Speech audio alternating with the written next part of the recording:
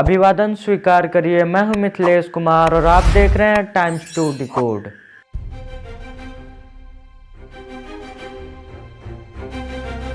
आज का वीडियो बहुत ही खास होने वाला है। रशिया और यूक्रेन युद्ध से जो शंकाएं भारत को हो रही है वो काफ़ी चिंताजनक है, जिसके बारे में आज हम समझने की कोशिश करेंगे।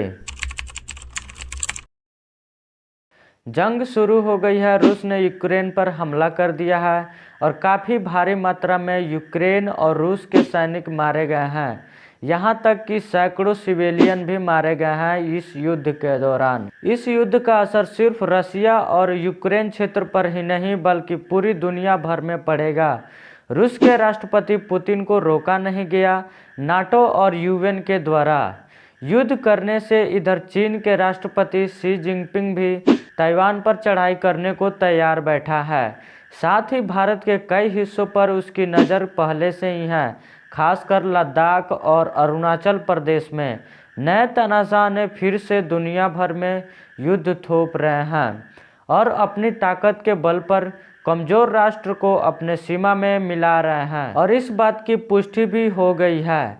आखिर जिस तरह से रशिया और यूक्रेन युद्ध में चीन खुल करके रशिया का सपोर्ट कर रहा है, उसी रास्ते पे चलते हुए चीन भी हो सकता है कि आने वाले समय में ताइवान के साथ साथ भारत के अरुणाचल प्रदेश के लिए चढ़ाई कर दे। मैं बताना चाहूँगा, रूस और यूक्रेन युद्ध पर चाइना ताइवान और अरुणाचल प्रदेश को लेकर क्या सोचता है वो अपने प्रतिनिधिमंडल के द्वारा पूरी दुनिया को बता दिया है।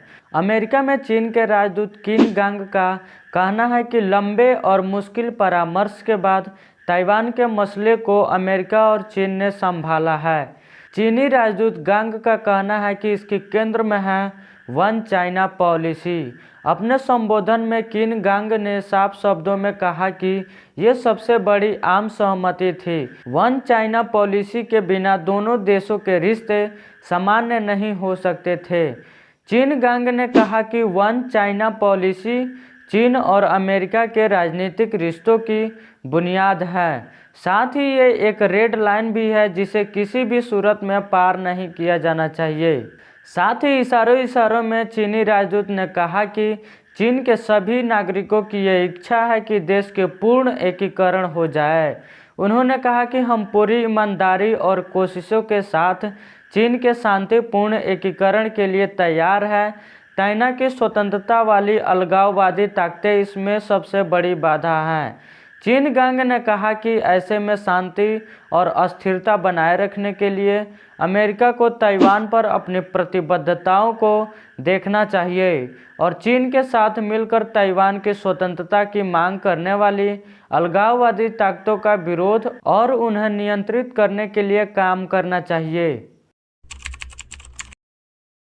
वन चाइना पॉलिसी का मतलब उस नीति से है जिसके मुताबिक चीन नाम का एक ही राष्ट्र है और ताइवान अलग देश नहीं बल्कि उसका प्रांत है।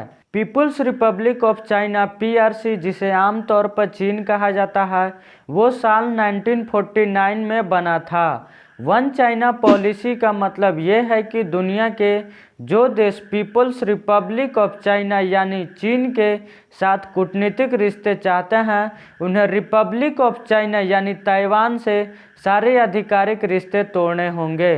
कूटनीतिक जगत में यही माना जाता है कि चीन एक है और ताइवान उसका हिस्सा है। इसी नीति के तहत अमेरिका ताइवान के बजाय चीन से आधिकारिक रिश्ते रखता है, लेकिन ताइवान से उसके अनाधिकारिक तौर पर बहुत ही मजबूत ताल्लुक हैं। इसीलिए अमेरिका ताइवान को आर्थिक सहायता के साथ साथ सैनिक मोर्चे पे भी काफ़ी मदद करता है, जिसके कारण ताइवान चीन के चंगुल से अभी तक बचा हुआ है और इससे भारत को भी काफ़ी बड़ी सतर्क रहने की ज़रूरत है।